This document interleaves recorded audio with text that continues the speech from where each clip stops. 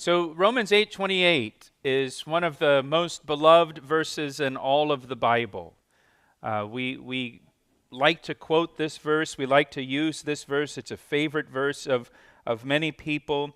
But it's important for us to understand Romans 8:28 in its context within the book of Romans. Now don't worry, I'm not going to ruin Romans 8:28 for you. I mean, some of you might be thinking, don't mess with 8:28, all right? I love that verse. Just let me believe what I want to believe about that verse.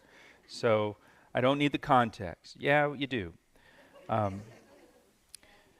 context of this section of Romans is suffering. It's suffering. If you go back to verse 16, in verse 16, Paul said, "The Spirit himself bears witness with our spirit that we are children of God, and if children, then heirs, heirs of God, and joint heirs with Christ, if indeed we suffer with him, that we may also be glorified together. For I consider that the sufferings of this present time are not worthy to be compared with the glory which shall be revealed in us." That's the context in which Paul says this. He's talking about suffering.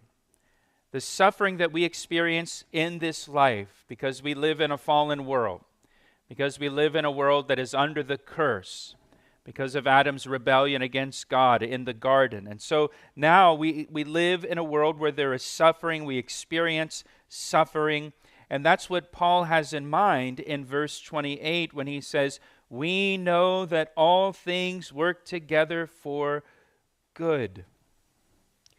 And Paul begins this verse, verse 28, with the words, "We know." We know. The Greek word that is translated "we know," it has the idea of perceiving with the eyes, or seeing with the eyes, or understanding from personal experience. Paul is talking about something we know with certainty because we've experienced it. We've seen it with our own eyes, we might say. So this is not the language of conjecture. Paul is not simply trying to have a positive attitude about suffering. Romans 8:28 is not the Bible's way of saying, when life gives you lemons, make lemonade. I don't know why you wouldn't make a lemon pie. It's so much better than lemonade, but that's beside the point. He's not here. He's not just trying to have a positive attitude about suffering. Saying, well, just hope for the best. I'm sure something good will come out of this somewhere, somehow. This is the language of certainty. He's saying we know this, and we know this from experience. We've seen this. We know all things work together for good.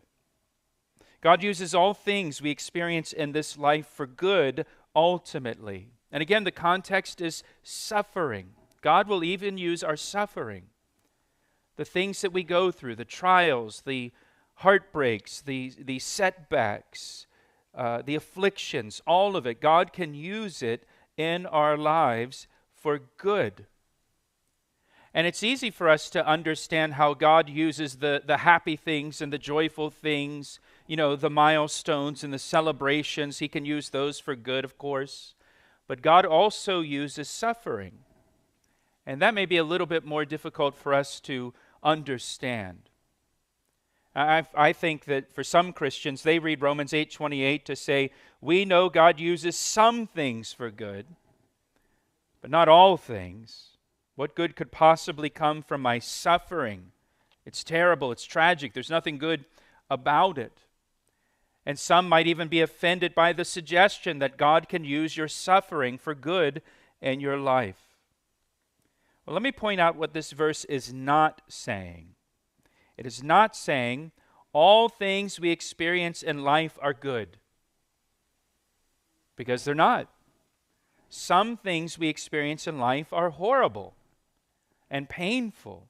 There are some things we experience in this life, some things that we suffer in this life that we never really fully get over this side of heaven. There are some things we go through in this life that we don't really heal of completely, that leave a scar. And that scar will be there until we go to be with Jesus Christ. And then that's when the final healing will come. For example, if you've had a loved one die, you never fully recover from that. You never fully heal from that this side of heaven. That healing will come in heaven. There are some things that are going to be fulfilled in heaven and healed in heaven. Again, verse 28 is not saying all things we experience in life are good, because many things we experience are not good. And it's not saying we should look for the good in our suffering and just try to find the good in it and have kind of this positive attitude about our suffering. Verse 28 is saying God will use all things in our life for good. God will turn even the tough things in life for good. And note it says all things work together. That's the key. All things work together. All things we experience work together. And some of the things we experience are joyful. Some of the things we experience are painful. But God uses them all together for good. I think of the example of Joseph in the Old Testament. Joseph was envied by his brothers and despised by his brothers. And his brothers, because they envied him, sold him into slavery. And Joseph ended up a slave in Egypt. And then in Egypt, Joseph was falsely accused and imprisoned. And then through a series of providential events, Joseph became the second most powerful man in Egypt, a leader of Egypt. And Joseph ultimately was able to save his family and many other people from a famine. And so Joseph suffered.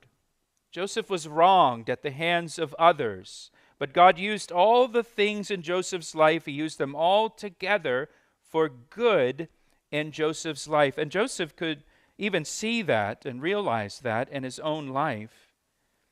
In Genesis chapter 50, verse 20, Joseph tells his brothers, "But as for you, you meant evil against me, but God meant it for good, in order to bring it about as it is this day, to save many people alive." What you intended for evil, the evil that you did against me and to me, God actually used it for good, to save the lives of many people. And so I think of Joseph as an example.